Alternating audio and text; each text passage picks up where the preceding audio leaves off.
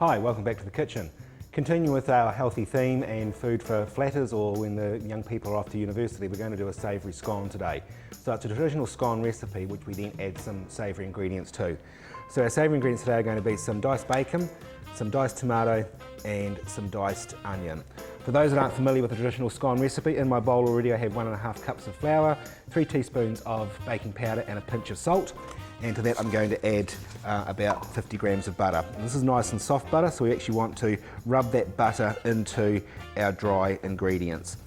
Now this recipe I'm making will only make around about half a dozen scones, so if you want to double it then you just actually increase the quantity. So it will be 3 cups of flour, 6 teaspoons of baking powder, etc. So again, this is a really good, quick and easy recipe. Great in the winter, you know, with a nice bowl of soup to serve these savoury scones with, or even just by themselves if you're wanting sort of a quick snack. Scones only take 10 minutes to cook in the oven. Preparation time, you're probably looking at only around about 10 minutes depending on how quick you are. So we want to rub that butter in till our mixture resembles what we call fine breadcrumbs. So all that butter is mixed in, there's no large lumps of butter.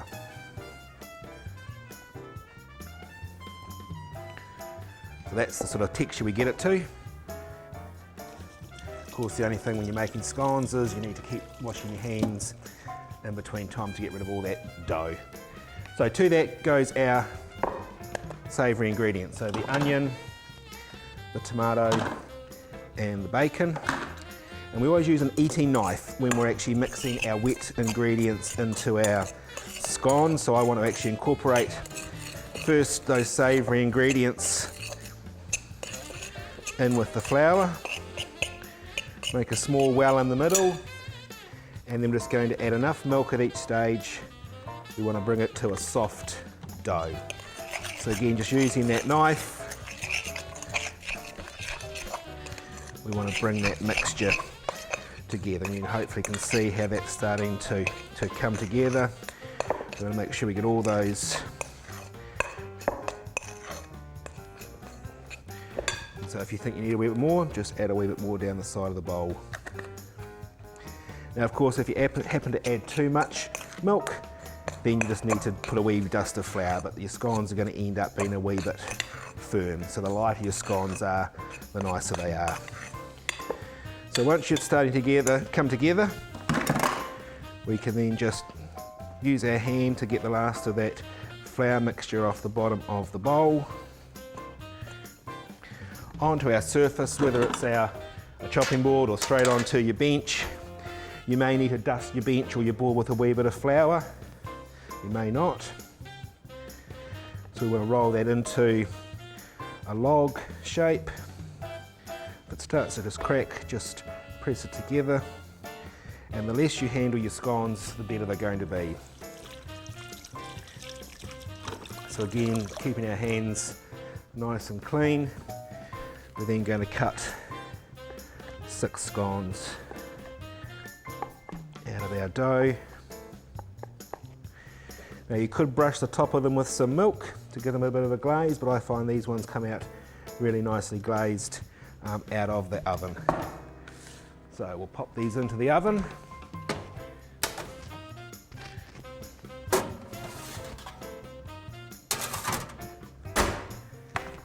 So here's a batch I've had cooking already. So all you need to do now is split them in half. Use your serrated knife, is really good for that. And you'll be able to see inside we've got all those nice savoury ingredients. If you have some fresh herbs around like parsley, then pop in some chopped parsley and that will add some nice colour to them as well. And of course, you need a wee bit of butter with your scones. There's nothing like a nice hot scone out of the oven with some fresh butter. So there we have it, our savoury scones. If you wanted to add some cheese on top, you can. I'm not a fan of cheese with scones personally, but you could easily put a wee bit of cheese on top or a wee bit of cheese in the mixture as well.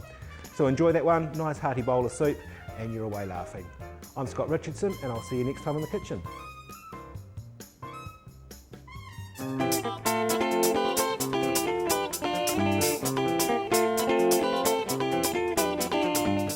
and welcome back to the kitchen. Today I'm making a traditional crumble, but in the respect of this crumble we're not using the normal traditional fruit you would use in a crumble, the likes of apples or apricots or peaches or pears. We're actually using bananas.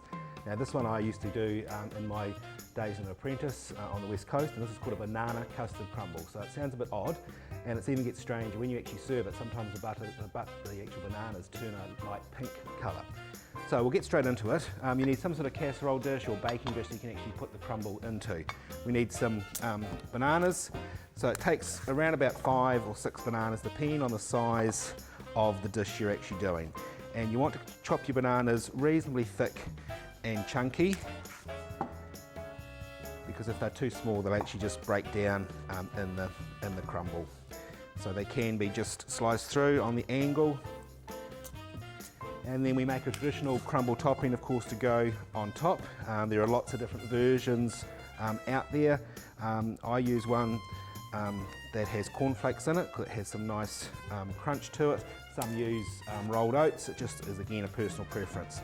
So the crumble topping that I'm using is 1 cup of flour, 2 cups of cornflakes, 8 tablespoons of coconut and 8 tablespoons of brown sugar. If you didn't have brown sugar, then just normal white sugar would be fine. So there's our bananas chopped, so we spread those into the base of our dish, and then we want to add our custard. Now I've just made ahead of time a normal Edmonds custard, so just heating the milk on the stove with a wee bit of sugar if you like, and then pouring in the custard powder which you've mixed with some cold water or some cold milk. Pour that in and then get it to a reasonably thick stage. And then we pour that custard over the top of our bananas.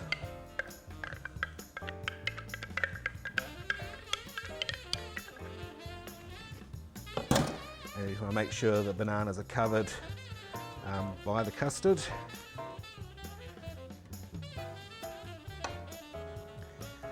Then onto our actual crumble topping itself. So I've already got my cornflakes in the bowl, my 1 cup of flour, the brown sugar I've mentioned already, and the coconut. And the easiest way is to get your hand in there and break all those ingredients up and make sure they're all mixed together. Now of course this will be quite good for little individual ones as well. But sort of in a flatting situation or whatever, put it in a big casserole dish, and if you've got a big flat to feed, this would feed them all, or if you've got mates coming around. And then we need some melted butter, which I've just melted in the microwave, or if you don't have a microwave in your flat, then just put it on a pot on the stove and just melt it down that way. So you want to initially mix it in with a spoon because that butter will be still hot out of the microwave. But once that's started to cool down, you then just need to get again your hand in there and just bring the crumble topping together. Now this will go into a hot oven around about 180 degrees, and it will take around about 15 to 20 minutes to basically get the crumble topping nice and crisp on top and get those bananas cooked and that custard reheated. So our crumble topping now goes on top of the custard and the bananas. And you want to spread that out.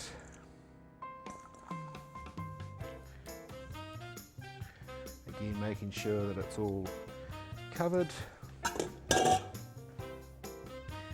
And that of course will go into a hot oven.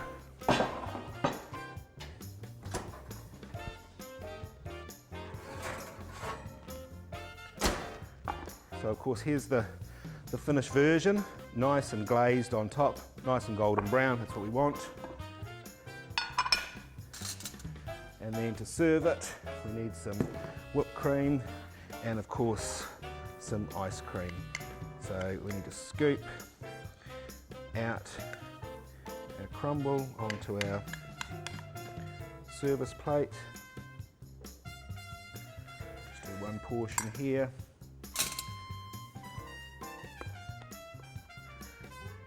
Good dollop of cream.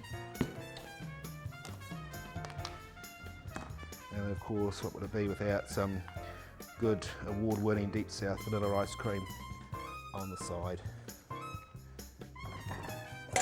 So there is our really nice banana custard crumble. But don't forget, use that crumble topping and you could top whatever fruit you have available, whether it's tinned fruit or fresh fruit. So enjoy that one. I'll see you next time.